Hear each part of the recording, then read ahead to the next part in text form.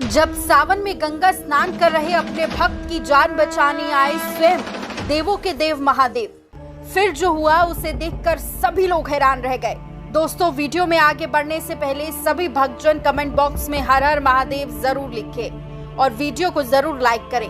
आज हम आपको देवों की भूमि हरिद्वार में हुए महादेव भगवान शिव की चमत्कार की एक ऐसी सच्ची घटना सुनाने जा रहे हैं जिसे देखकर आपको विश्वास हो जाएगा कि यदि भक्ति सच्ची हो तो स्वयं भगवान अपने भक्त की रक्षा करने आते हैं। ऐसा ही हुआ हरियाणा के रहने वाले बलवीर जी के साथ, जिन्होंने हमारे साथ शेयर की है ये सच्ची घटना और बताया कि कैसे स्वयं महादेव ने सावन में मेरी जान बचाई।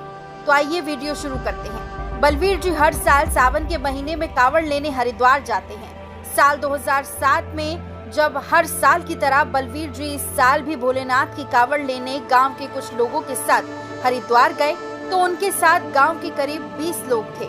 सभी महादेव की भक्ति में लीन भजन गाते हुए हरिद्वार पहुंचते हैं। शाम के समय जब हरिद्वार में गंगा आरती शुरू होती है तो बलवीर बड़े ही उत्साह से मां गंगा की पूजा करते हैं। जब अगली सुबह बलवीर और उनके गांव के लोग गंगा नदी में स्नान करने पहुंचे तो अचानक से बारिश शुरू हो गई और थोड़ी ही देर में मूसलाधार बारिश होने लगी।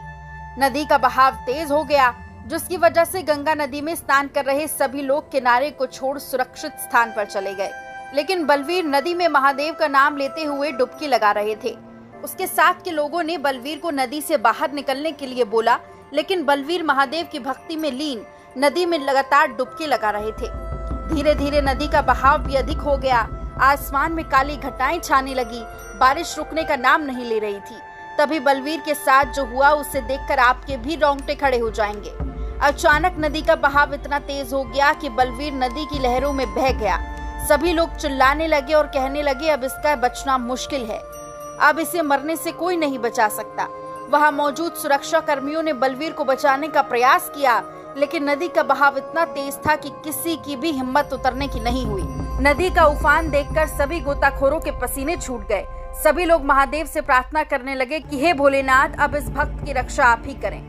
उधर बलवीर नदी की लहरों में बहता हुआ जा रहा था और नदी की आगोश में समाने लगा था। अब बलवीर भी समझ चुका था कि अब उसका अंतिम समय निकट आ चुका है। वो अपने अंतिम पल में महादेव को याद करने लगा और कहने लगा, महादेव मेरे बूढ़े माता पिता की रक्षा करना, अब मैं आपके शरण में आ रहा हूँ। मेरे सिवा मेरे बूढ़े माता पिता का कोई नहीं है, उनकी रक्षा करना प्रभु। तभी वहाँ एक ऐसा चमत्कार हुआ जिसे देखकर सभी लोग हैरान रह गए। नदी के बीचों बीच एक साधु नदी में स्नान कर रहा था, जिसके हाथ में त्रिशूल था, बड़ी बड़ी जटाएं थी। सोचने वाली बात यह है कि आखिर इतनी तेज लहरों के बीच वो साधु स्नान कर कैसे रहा था। ऐसा लग रहा था मानो जैसे खुद माँ गंगा उस साधु को प्रणाम कर रही हो। जिस किसी ने भी ये मंजर अपनी आंखों से देखा वो आज तक भुला नहीं पाया। जब बलवीर नदी की लहरों में डूबता हुआ साधु के पास पहुंचा तो साधु बलवीर को उठाकर नदी के तट पर ले आया। वह साधु बिना कुछ बोले वहां से चला गया। बलवीर उस समय बेहोश था। हरिद्वार में मौजूद सभी लोगों ने यह मंजर अपनी आंखों से देखा।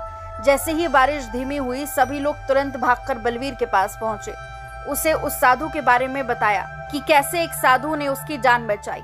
लेकिन उसके बाद बलवीर ने जो लोगों को बताया उसे सुनकर सभी की आंखों में आंसू आ गए और बड़े बड़े साधु भी बलवीर के चरणों में गिर पड़े। दरअसल दोस्तों, बलवीर बताता है जब वह नदी में बहता हुआ बेहोश हो गया था तो उसे सपना आया जिसमें स्वयं महादेव नदी के बीचों बीच खड़े हैं और उसे अपनी गोद में उठाकर बोले, पुत्र घबराओ मत, अब मैं आ गया हूँ, तुम्हें कुछ नहीं होगा। इसके बाद क्या हुआ मैं नहीं जानता। तब वहाँ मौजूद एक दिव्य साधु बलवीर से कहता है, बेटा तुम बड़े ही भाग्यशाली हो, तुम्हें स्वयं महादेव ने दर्शन दिए हैं। जिनके दर्शन करने के लिए साधु वर्षों की तपस्या करते हैं उन्हें भी ये सौभाग्य नहीं मिलता। ये सुनकर बलवीर की आंखों में आंसू आ गए और वो महादेव को धन्यवाद कहता है। इसके बाद बलवीर भोलेनाथ की कांवड़ लाता है और विधि विधान से महाशिवरात्रि के दिन भोलेनाथ को जल अर्पित करता है।